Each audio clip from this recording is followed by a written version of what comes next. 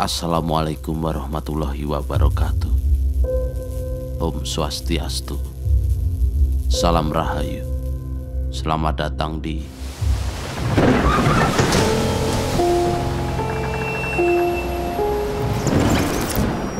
Kontrakan Angker. Kami hidup berdampingan tanpa saling bermusuhan.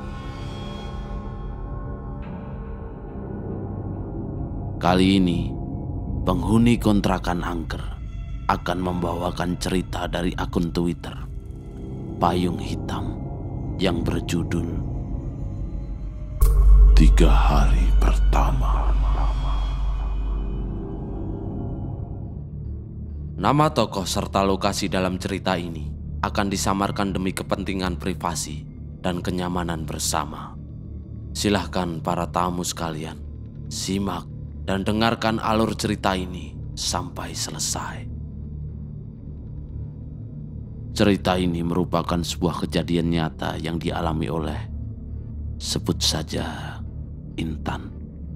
Dia adalah mahasiswa baru yang diterima di salah satu universitas di Jogja. Perjalanan saat Intan mencari kos baru mungkin jadi pengalaman yang tidak akan pernah terlupakan olehnya. Hai, namaku Intan. Aku akan cerita tentang pengalaman yang tidak bisa aku lupakan sampai detik ini. Saat pertama kali tinggal di kosan yang ada di wilayah Jogja. Jadi, ceritanya bermula saat aku lulus menjadi mahasiswa di salah satu universitas negeri yang ada di Jogja. Awalnya aku senang banget bisa lulus di universitas impianku. Dan yang paling buat aku semangat, entah kenapa, aku senang sekali aku harus merantau dan belajar hidup mandiri. Ya, karena aku tinggal di Malang.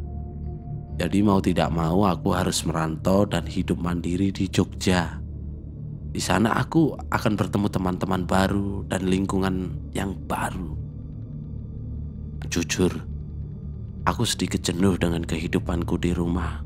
Karena orang tua aku terlalu sayang denganku. Jadi itu sedikit menghambatku untuk mengeksplorasi hobi dan minatku. Seminggu sebelum aku mulai kuliah pertama, aku, ayah dan ibuku ke Jogja untuk mencari kos-kosan. Ya, akhirnya aku merantau jauh dari Malang, yaitu Jogja. Di sana kami sempat kesulitan menemukan kosan karena ternyata kebanyakan kosan sudah di booking, yang akhirnya ketemu juga di hari yang kedua di Jogja. Kosan yang kita temukan itu agak jauh dari wilayah kampus baruku, bahkan di wilayah yang tergolong sepi. Tapi tidak masalah, pikirku, toh aku juga akan diberi bekal motor untuk transportasiku ke kampus. Pertama kali aku lihat kosannya, aku terbayang ini bakal sangat menenangkan. Di depan kosan ada pohon jambu dan mangga yang sangat rindang. Bangunan kosan yang juga gak terlalu besar, gak terlalu kecil, cukup untuk tinggal. Kosan yang aku tinggali itu kosan yang khusus untuk cewek. Dan pemilik kosnya juga tinggal di dalam bangunan kosan itu. Jadi satu gerbang dengan rumah pemilik kosnya. Pemilik kosannya itu seorang ibu-ibu tua, tapi belum layak juga dipanggil nenek. Jadi perkiraanku umurnya itu sekitar 50 tahunan. Ibu-ibu tua itu hanya tinggal dengan satu anak laki-laki yang kira-kira umurnya 3 kalau enggak 4 tahunan lah. Sampai sekarang aku juga tidak tahu kalau itu anak atau cucu si ibu tua itu. Singkat cerita, ibu kos menyambut kami dan mempersilahkan kami melihat kamar kos. Ternyata total kamar kos ada 12. Dan yang kosong totalnya ada 4 kamar. Tapi dari keempat kamar itu cuma sisa 1 yang bisa ditempatin. Hah? Kok bisa? Kan yang kosong 4. Saat ditanya 3 kamar lainnya kenapa nggak bisa ditempatin, kata si ibu kosnya itu sedang renovasi. Padahal kelihatannya juga baik-baik saja. Jadi kamar kosan buat aku tinggal adalah kamar nomor 3. Kamar yang kosong itu kamar nomor 2, 5, dan 12. Saat kami masuk dan ngecek ke kamar nomor 3, aku melihat di situ normal-normal aja. Malah aku suka dengan fasilitas yang ada.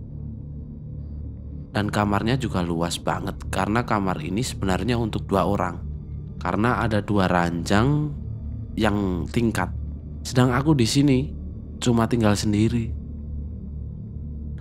Tapi yang membuat aku bingung, tidak tahu kenapa awal aku masuk ke kamar itu rasanya dada agak berat.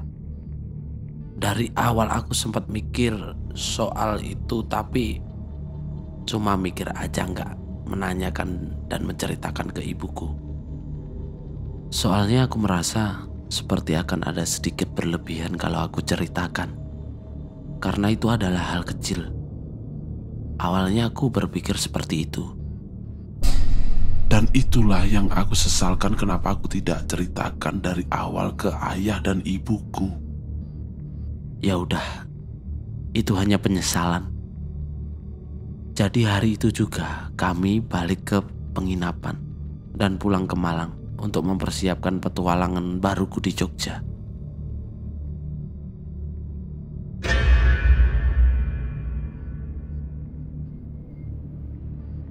Singkat cerita, saat aku sampai di kosan baruku, kira-kira itu hari Minggu sore, aku langsung disapa dengan salah satu anak kosan lainnya yang saat itu sedang bersih-bersih.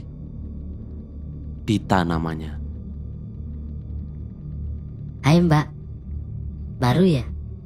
Iya Mbak, aku baru. Oh, kenalin, namaku Intan. Aku Dita. Lalu Dita tanya lagi.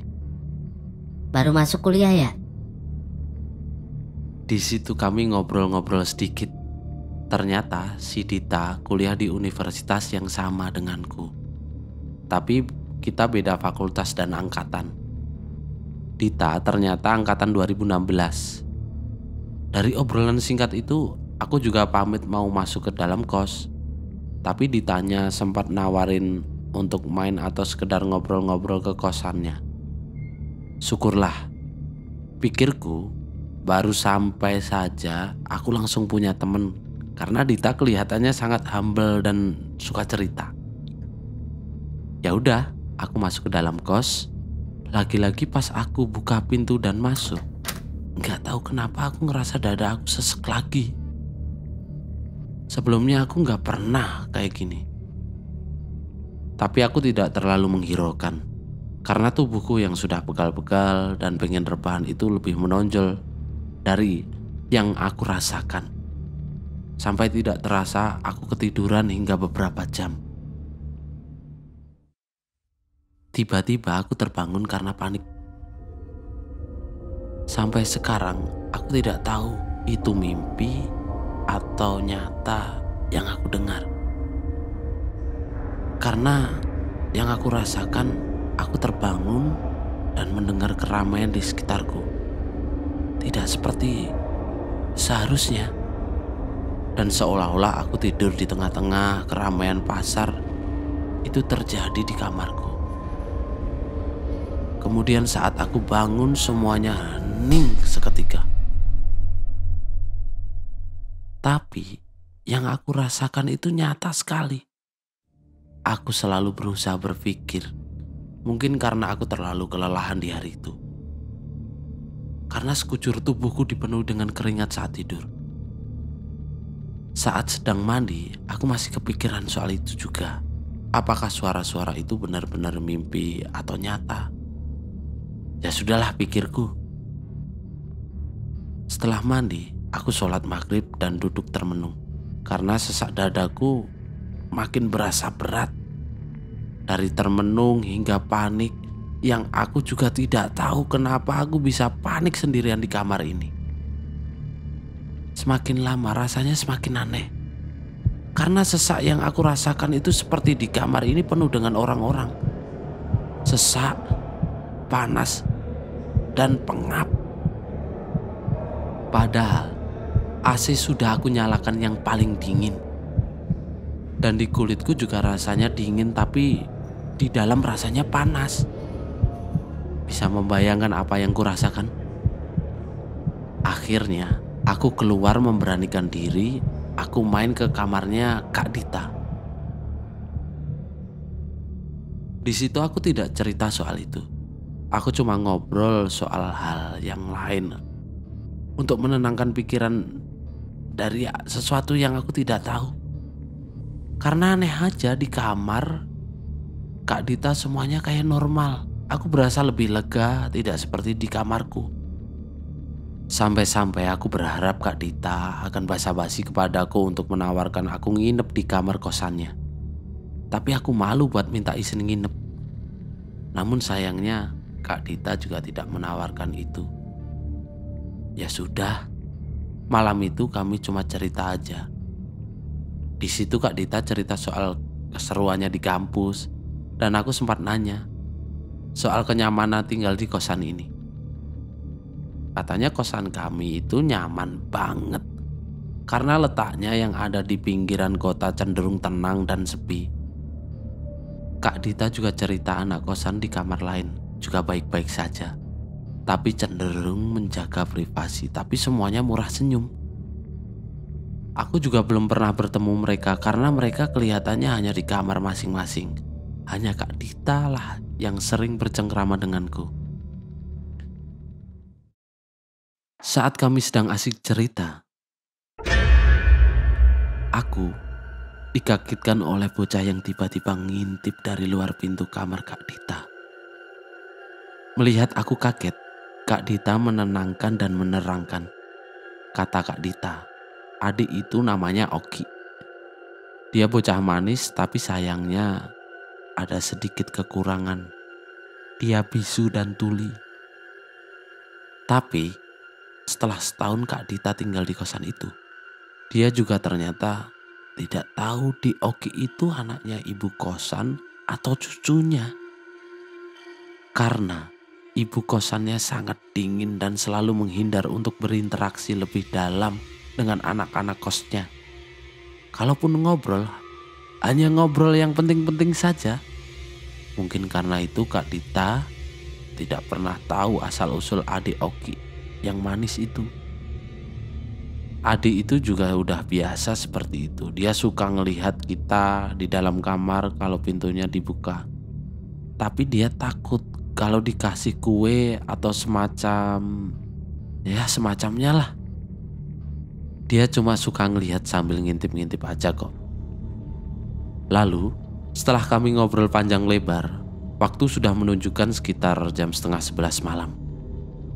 Aku balik ke kamar karena memang sudah sedikit ngantuk. Namun saat aku mau membuka pintu kamarku, tidak tahu kenapa perasaan takut dan gelisah itu selalu kembali lagi. Tapi setelah dipikir-pikir aku juga nggak tahu. Aku itu gelisah dan panik karena apa? Itulah yang aku rasakan saat hendak membuka pintu dan masuk ke kamarku. Tapi apa boleh buat, Kak Dita tidak menawarkan aku untuk nginep di kamar kosnya. Ya mungkin itu karena privasi. Apalagi Kak Dita adalah orang yang baru aku kenal juga. Jadi aku masuk ke kamar. Dan lagi-lagi secara perlahan dadaku mulai sesak. Dan lama-kelamaan semakin sesak. Aku duduk di ranjang sambil merenung. Kenapa aku tidak nyaman di sini? Padahal baru sehari tinggal di sini.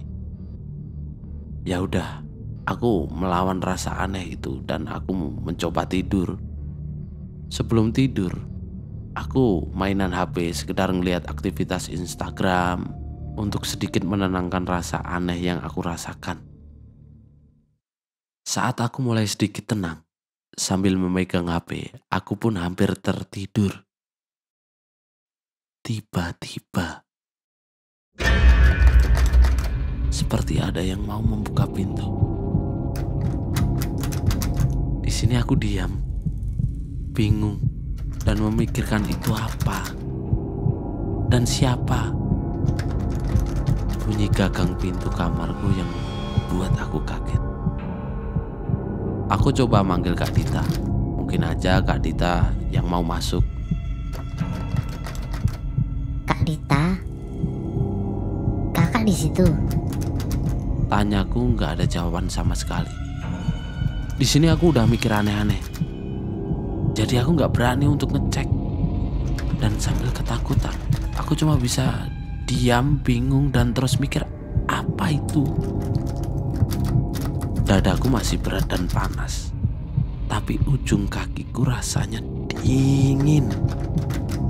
Aku juga bingung dan gak tahu kenapa rasanya aneh begini. Sambil ketakutan dan sama sekali tidak nyaman, aku tetap berusaha tidur sambil terus berdoa dan menutup mata. Akhirnya aku pun tertidur.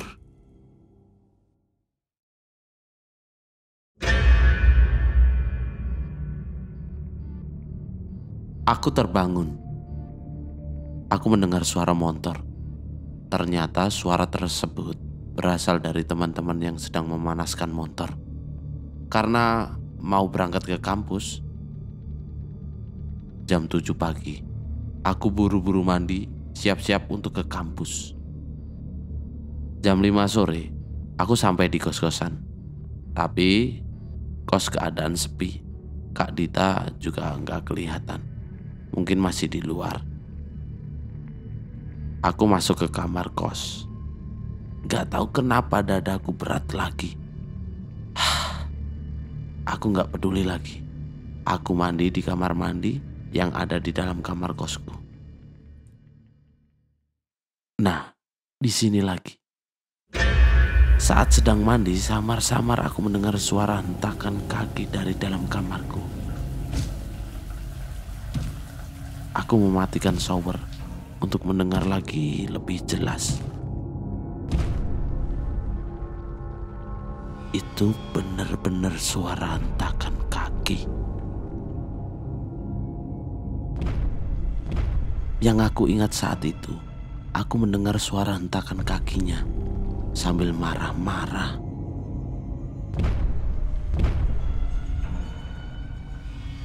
Karena hentakan kakinya yang sangat kuat banget menghantam lantai. Aku mendengarnya itu cukup lama.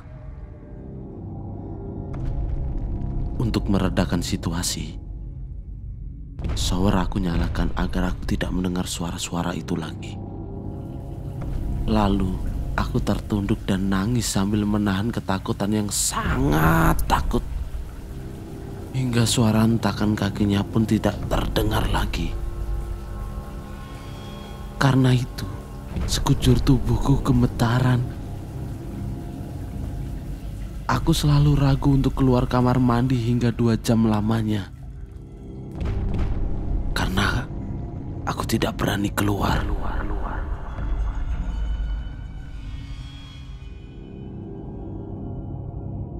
Apa yang akan terjadi pada Intan selanjutnya? Apakah gangguan itu akan hilang? Atau... Sekian cerita dari kami. Nantikan kelanjutan cerita ini hanya di kontrakan Anchor. Jangan lupa subscribe, like, dan tinggalkan komentar.